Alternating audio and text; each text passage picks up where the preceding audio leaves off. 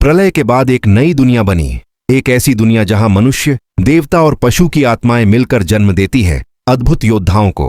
हजारों साल पुराने श्राप से जाग उठा हाथी मुख वाला महायोद्धा गजरुद्र।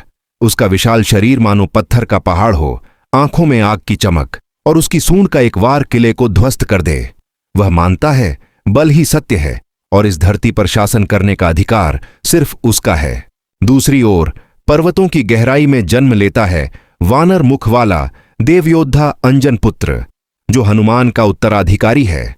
भगवान की कृपा से उसकी रगों में भक्ति की शक्ति और वज्र जैसी गति बह रही है। उसकी नसों में आकाश की शक्ति है और हृदय में अग्नि जैसी वीरता। लेकिन तभी धरती पर मंडराने लगता है एक अज्ञात अंधकार। उसकी राक्षसी सेना गांव, नगर और मंदिरों को तबाह कर रही है। उस अंधकार के पीछे कौन है, यह अब तक एक रहस्य है। जब गजरुद्र और अंजन पुत्र पहली बार आमने सामने हुए तो आकाश कांप उठा, बिजली कड़कने लगी और जमीन फट गई।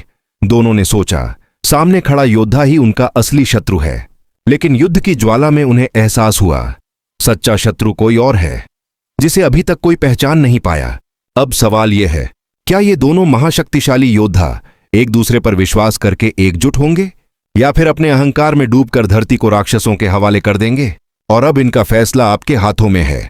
अगर आप अंजन पुत्र, हनुमान के उत्तराधिकारी का साथ देना चाहते हो तो लाइक और सब्सक्राइब करो, और अगर आप गजरुद्र की ताकत पर विश्वास करते हो तो कमेंट करो।